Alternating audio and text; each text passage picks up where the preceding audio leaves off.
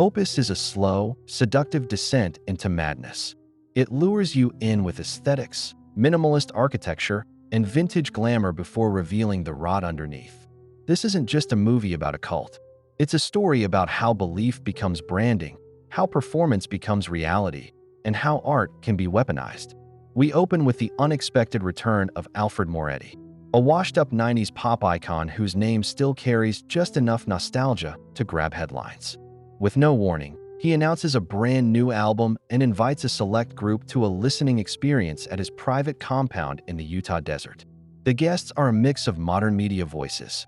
Ariel, a serious investigative journalist, Stan, her opportunistic boss, Clara, a bubbly talk show host, Emily, a shallow influencer, Bianca, a relentless paparazzi, and Bill, a vulgar radio shock jock. They arrive expecting access, exclusivity, and probably a scoop. But what they get instead is a carefully orchestrated introduction to something much darker. This opening is disorienting and deliberately so. It gives us just enough to feel like we're watching a typical celebrity redemption arc, but there's an uncanny tension beneath the surface. The return of a former pop star should feel nostalgic, but this feels off. Moretti is trying to relaunch his career, and by inviting critics, interviewers, and tabloid vultures into his temple, he's doing two things: reasserting power over the very people who once shaped or ruined his image, and creating the illusion of transparency. Each guest is handpicked to reflect a slice of modern media culture. They're not just characters, they're representatives of different ways people consume or exploit fame. By gathering them in one place, Moretti turns them into pawns in his twisted narrative of revenge and control. Right away, we notice that the people who already live at the compound, the levelists, all wear identical uniforms. They don't speak much and they behave like they've been brainwashed. Moretti built his fame on being a unique, iconic, larger-than-life personality. And now, in his desperate grasp for control, he demands uniformity from everyone else. His god complex has outgrown his music, and now he wants to rewrite people. Even the way this scene is shot supports the unsettling mood. There are wide, symmetrical frames that make the guests feel small, almost insignificant against the vast desert. The use of long tracking shots as the guests arrive implies surveillance. They're being watched before they even realize they're not free. This scene sets the tone for what Opus is really about. It's not just a horror story about a cult. It's a metaphor for the cult of personality and the growing tension between artists and the media. Moretti sees himself as misunderstood, mistreated, and crucified by critics and clout chasers alike. So he invites them all to witness his resurrection and makes them part of his performance.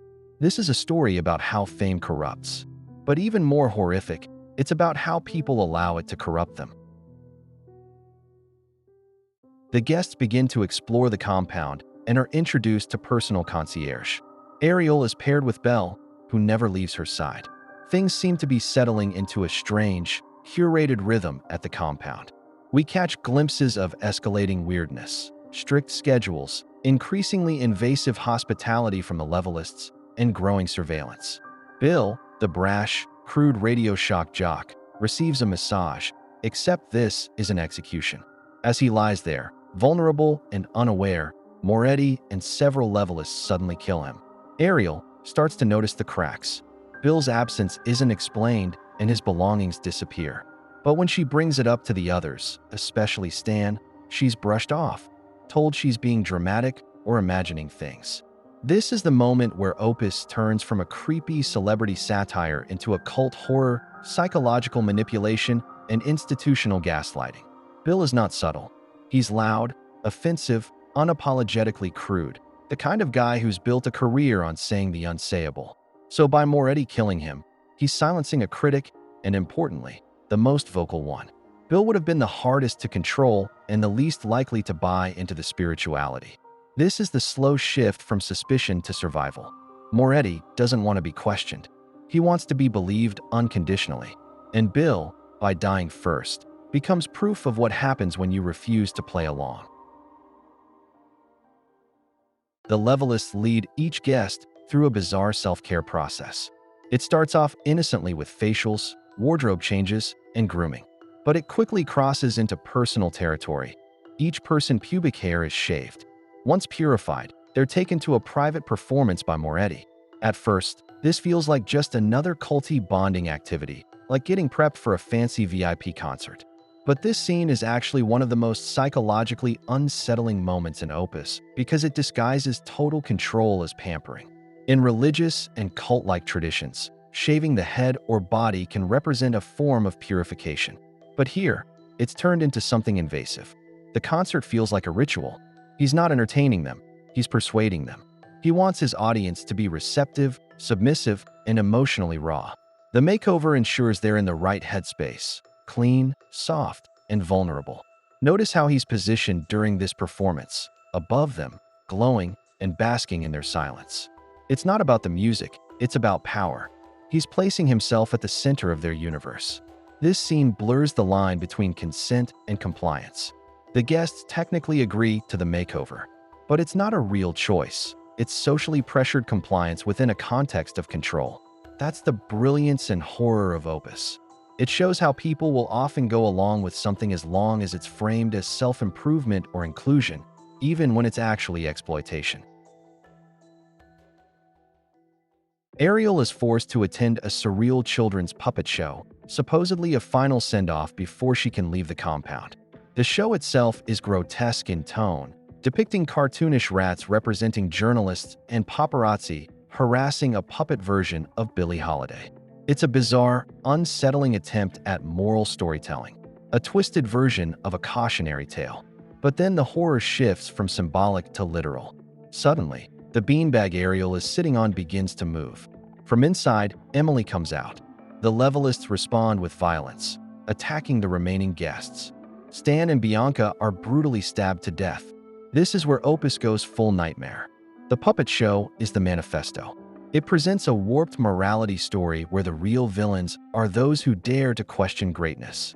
In this story, journalists, paparazzi, and critics are the rats. In Moretti's worldview, art isn't just sacred, it's above criticism. This puppet show is his way of rewriting history, flipping the narrative so that criticism equals cruelty. The irony is while the puppets perform this fake moral story on stage, real people are dying in the audience. Emily suffocates. This isn't just murder, it's a symbolic execution. Emily represents the voice of modern culture, an influencer who thrives on aesthetic perfection, filtered photos, and rehearsed authenticity. Stan, Ariel's boss, represents editorial power, the authority behind journalism, and Bianca, the paparazzi, is the literal eye of the media, are both killed. Moretti isn't just silencing critics, he's erasing the infrastructure that allows criticism to exist. After barely escaping the chaos of the puppet show Massacre, Ariel stumbles into a building on the compound, a museum dedicated to Alfred Moretti himself. Inside, she finds Bill's severed head grotesquely displayed like a trophy, a stash of cyanide, and champagne flutes laid out with care. She realizes the levelists are preparing for mass suicide. Before she can escape, Bell knocks her unconscious. This is the emotional and thematic climax of Opus. It's the moment where the curtain is fully pulled back. Any illusion of artistic retreat, spiritual journey, or creative renaissance is gone. But what makes it effective isn't just the violence. It's the presentation. Everything in this scene has been staged for maximum visual and emotional impact. This is where Opus goes beyond just being a cult movie. It becomes a fable about what happens when the pursuit of legacy becomes more important than the truth, more important than morality, and more important than life itself. Ariel wakes up tied to a chair beside Clara. Moretti and the remaining levelists toast with champagne laced with cyanide. Clara is forced to drink it. Some levelists willingly follow. But then, chaos erupts. One levelist has a change of heart and frees Ariel. As she runs for her life, a fire breaks out. Ariel escapes alone, driving away in one of Moretti's fans' car outside. 2 years later, Ariel, the sole survivor, has written a best-selling book chronicling her horrific experience at Moretti's compound. She's now celebrated, respected, and successful. She agrees to visit Moretti in prison, seeking some kind of closure or confirmation that the cult has ended. Instead, she gets something far more disturbing. Moretti calmly explains that everything went according to plan. The deaths and the chaos were all part of the bigger message. And through her book, she became the vessel. The Levelists are still alive, and her escape was part of the plan. As if to confirm this, Ariel notices the TV host interviewing her wearing a pearl necklace, identical to those the Levelists wore. A horrifying visual cue that Moretti's beliefs are out there, hiding in plain sight. This is the real horror of Opus. Moretti always understood that just like many real-world beliefs, he's playing a long game. He doesn't need to be free to win. He just needs to be remembered. And what better delivery system than the person who tried to destroy him? Ariel thought she was publishing a warning, but in doing so, she spread the gospel. She gave Moretti's ideas a platform, wrapped in the credibility of trauma and truth. That's what makes her the final and most tragic pawn. She escaped the compound, but she didn't escape the story. Ariel thought she was reclaiming power by writing her story. Instead, she became a walking example of how truth alone isn't enough. If you don't control the context, even the truth can be used to spread lies. The way Ariel's book is consumed, as entertainment and spectacle, mirrors how we often process real-life cult documentaries, serial killer profiles, and exposés on dangerous ideologies.